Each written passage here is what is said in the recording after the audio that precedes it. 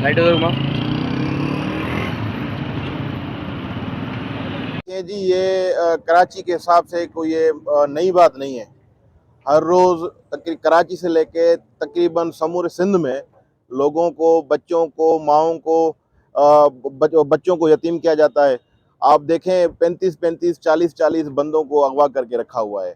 और ये जो चीज़ हुई है ये कोई नई नहीं हुई है। मैं तो इसको कोई ऐसी लिसानियत की बात भी नहीं करूँगा, पर हमें बार बार ये चीज़ फील कराई गई है, कभी नकीबुल्लाह को शहीद करके, कभी अरसलान मसूद को शहीद करके, और आज हमने दोबारा जो है अपना एक फूल जैसा जो हमारा भाई था आरिफ खान, आज उसको शहीद किया गया है।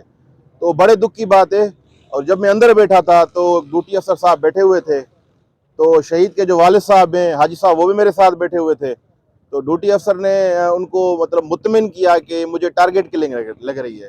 मैंने बोला कोई टारगेट किलिंग नहीं है, आप जो है अपनी गफलत, अपनी सुस्ती और अपनी लाचारी छुपाने के लिए इसको टारगेट किलिंग का रंग दे रहे हो।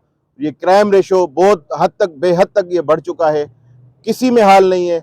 हमारे इदारे बिल्कुल मफलूज हैं। अगर कोई पॉलिटिकल इन्फ्लुएंस कोई कर रहा है तो आप उसको शो करो, बाकी कराची के लोगों को, कराची के बच्चों को क्यों मरने के लिए छोड़ा हुआ है?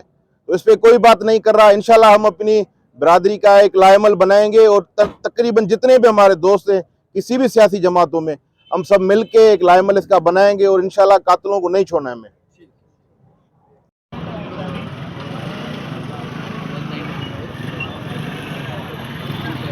कैमरा लाइट घुमा।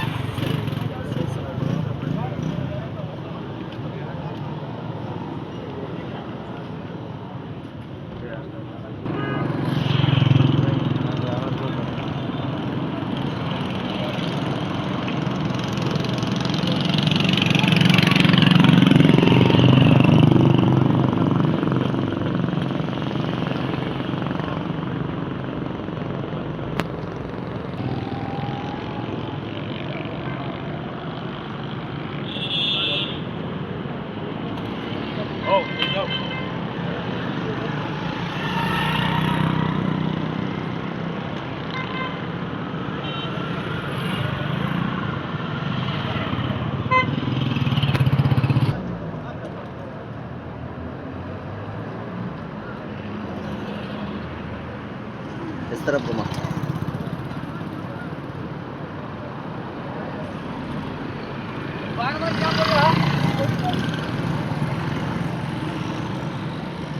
हाँ थोड़ा जोर।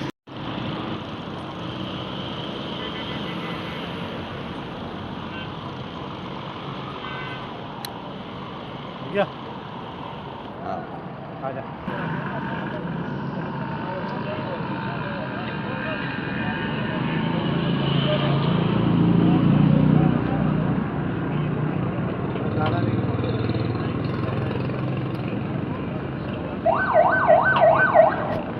जी यासिर, बड़े सही। जी यासिर। जी बिल्कुल, जैसे कि शाहिद वाजा ने आपको बताया कि कराची में जो वारदातें हैं वो बहुत ज़्यादा बढ़ती जा रही हैं और कराची का कोई ऐसा इलाका नहीं है, कराची के पूरे सिंध भर में कोई ऐसी जगह नहीं है जहां लोग जो है वो महफूज हैं और वो आज़ादाना कहीं पे भी आ जा सकते हैं। कहीं पर भी आप, अगर आप होटल पे बैठे, चाय खाने पे बैठे, रेस्टोरेंट में बैठे, कहीं पर भी आप महफूज नहीं है। कहीं पे भी ये लुटेरे आते हैं दंदनाते हुए और वो आपको लूटते हैं और लूट कर आपको जान से भी मार देते हैं। अब ऐसा कई दफ़ा देखने में आया और ऐसा ही एक ताज़ा वाक़या आज सुराबगोट के पास जो है पेश आया, क्योंकि जो टायर के ताजिर थे मोहम्मद आरिफ महसूद, उनको बेरहमाना कत्ल कर दिया गया है और डकैती मुज़ाहमत ये बताया जा रहा है पुलिस की जानिब से और उनकी जो बरादरी के लोग यहाँ पर मौजूद हैं उनकी भी जानिब से कि वो गाड़ी में जो है वो अपना काम ख़त्म करने के बाद जब अपने घर की जानिब जा रहे थे तो ऐसे में लुटेरे पहुंचे हैं और लुटेरे ने लूटने के बाद भी उनको कत्ल कर दिया। और ऐसा ये पहला वाक़या नहीं है, कराची में ऐसे कई वाक़यात जो है वो रोनुमा होते रहते हैं। अगर आप गुलशन की बात कर लें, सुरागबोट की बात कर लें, नाज़ाबाद की बात कर लें, लियारी की बात कर लें, कराची का कोई ऐसा इलाका नहीं है जो इन लुटेरों से बचा हुआ है। और एक तरफ ये लुटेरे गन पॉइंट पे लूटते हैं तो दूसरे जो है वो वर्दी दिखा के लूट रहे होते हैं। और ऐसा में कोई कहावत नहीं कह रहा, ये मैं खुद रिपोर्टिंग करता हूँ, फील्ड पे रहता हूँ और मैं तमाम चीज़ें हकाइक जो है कई मरतबा जो है वो अपनी टीवी स्क्रीन पर, जिससे मैं मुंसलिक हूँ जिस चैनल से, उस पर मैं कई दफ़ा जो है वो चीज़ें दिखा चुका हूँ कि लुटेरे जो बावर्दी लुटेरे हैं वो किस तरह से कुछ पैसे रिश्वत की एवज जो है वो गाड़ियों को जाने देते हैं। उस गाड़ियों में चाहे वो गैर कानूनी असलाह लेके जाए, वो मंशात लेके जाए, वो कुछ भी लेके जाए, वो उनको जाने देते हैं सिर्फ 50 और 100 रुपए के लिए। अगर आपको मेरी बात में यकीन नहीं है तो आप चले जाएं, मलिर हॉल के पास एक नाका लगा हुआ होगा, रात भर वो नाका लगा रहता है। वहां से जितनी गोश्त की गाड़ियां आ जाती हैं, जितने ट्रक जाते हैं, उन सब से 20-20, 30-30 रुपए लेके जो है पुलिस उनको जाने की इजाजत दे देती है, जबकि ये मुकम्मल गैर कानूनी तरीका है। और ये उनको अगर चेकिंग का इख्तियार है तो उनको चेक करना चाहिए, उनके लाइसेंस चेक करना चाहिए, गाड़ी के पेपर चेक करना चाहिए, गाड़ी के अंदर क्या है वो देखना चाहिए, बल्कि ये नहीं देखना चाहिए कि उनकी जेब में पैसे कितने हैं। ये मैंने आपको एक पॉइंट दिखाया है, ऐसे मैं आपको कई पॉइंट दिखा सकता हूँ। अगर अब मैं आपको बात कर लूँ गार्डन की, तो गार्डन के पास भी पुलिस नाका लगा के खड़ी होती है और वहां पर भी इसी तरह से लोगों को रोक कर उनकी जेबें खाली कर रही होती है, जबकि उनका काम है मुल्जिमान को पकड़ना, मुल्जिमान को रोकना, मुल्जिमान के कब्जे से गैर कानूनी असलाह बरामद करना, उनको उनके कैफे किरदार तक पहुंचाना। हमारे साथ मौजूद है, सोशल मीडिया पे काफी एक्टिव रहते हैं सईद भाई, इनसे भी हम बात कर लेंगे। सर, क्या कहेंगे बढ़ती हुई वारदातों के हवाले से? यासिर भाई, सबसे पहले तो आपका बहुत शुक्रिया। यहाँ पे आज जो जिस जगह पर हम मौजूद है, यकीनन मैं खुद भी गम से बहुत न डालो, ये मेरे भी बहुत करीबी दोस्त है। अभी चंद दिन पहले मेरे उनसे फ़ोन पे बात हुई थी।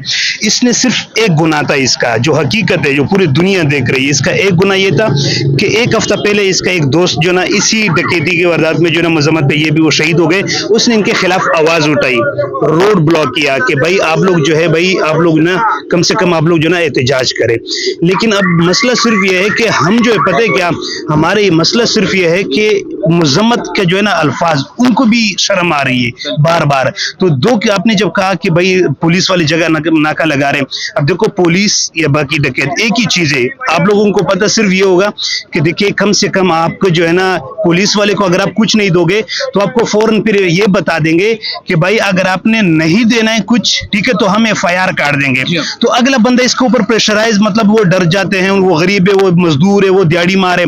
तो वो सईद भाई, यहाँ मैं आपकी बात काटूंगा और मैं आपको ये भी बताता चलूं, जैसे कि सईद भाई ने कहा कि रिश्वत ना देने की सूरत में जो संगीन नताइज की धमकियां हैं वो पुलिस की जानिब से दी जाती हैं। अगर आप यहाँ से एक सिर्फ डमी मावा ले लें, दुकान से जो मावा मिलता है वो मुकम्मल बैन है, आप वो मावा लें और यहाँ से लेके सिर्फ नाज़िमाबाद तक ट्रेवल करें, आपको 10 जगह पुलिस रोकेगी और मावा अगर आपकी जेब से निकलेगा तो वो बोलेगी कि मावा आपने सबसे बड़ा गुनाह कर दिया, अब आपने इसके पैसे देने।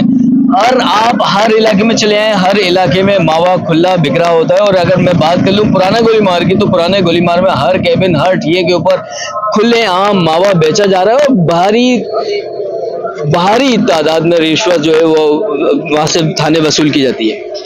हमारे दोस्त थे, पाकिस्तान पीपल्स पार्टी के कारकुन भी थे, आरिफ मैसूर साहब, बिस्मिल्लाह मार्केट से अपनी शॉप से कारोबार करके निकले सुबह बनती, और इन्होंने जो है इस दौरान 2 मोटरसाइकिल पे सवार मुल्जिमान आए, इनसे वारदात, कैश वगैरह, मोबाइल फ़ोन छीने, और वो इन्होंने चीज़ उनके हवाले भी कर दी, लेकिन उसके बावजूद इन्होंने उनको सर पे गोली मार दी। और ये वाक़या हुआ, ये अफसोसनाक वाक़या है, क्योंकि आपको पता होगा कि इससे हफ्ता 10 दिन पहले इसी लोकेशन पे वाक़या हुआ था, एक बुज़ुर्ग को शहीद कर दिया था, कुछ ज़ख्मी भी थे, हाईवे भी बंद हुआ था, प्रोटेस्ट भी हुआ था, उसके बावजूद कोई रिज़ल्ट नहीं निकला। ये कब तक ये लाशें उठाते रहेंगे, मेरा सिर्फ ये सवाल है। उसके बाद मैं एक अपील करता हूँ, मेरी रिक्वेस्ट है तमाम लॉ इन्फोर्समेंट एजेंसी से, IG से, DG रेंजर साहब से, आर्मी चीफ से, DG ISPR साहब से, कि प्लीज़ इसका बेहतर हल क्या है, आप एक हाई लेवल पे ऑपरेशन करें, जहाँ भी क्रिमिनल्स मौजूद है, जिस इलाके में भी मौजूद है, एक हाई लेवल पे ऑपरेशन करें, इनका सफाया कर दे। अवाम